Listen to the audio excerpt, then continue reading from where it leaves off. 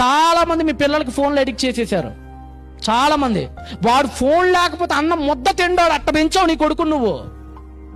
నీ కొడుకు నువ్వు ఎట్లా పెంచావు, నీ కూతురు నువ్వు ఎలా పెంచావంటే ఫోను లేకపోతే గోళ గోళ చేస్తాడు.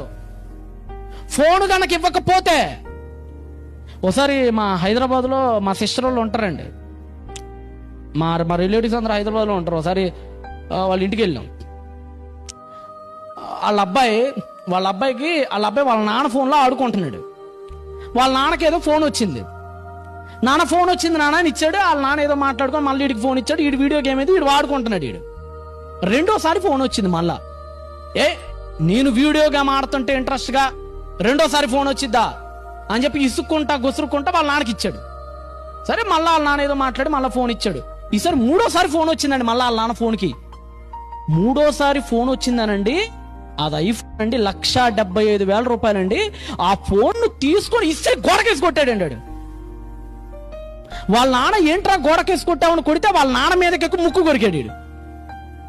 నేను అనుకున్నా ఇంకొద్ది కొరకాల్సిందిరా అనుకున్నా నేనైతే. మెడకాయ కొరకాల్సింది పేడ విరగడయ్యేది. అటు పెంచావు మరాన్ని.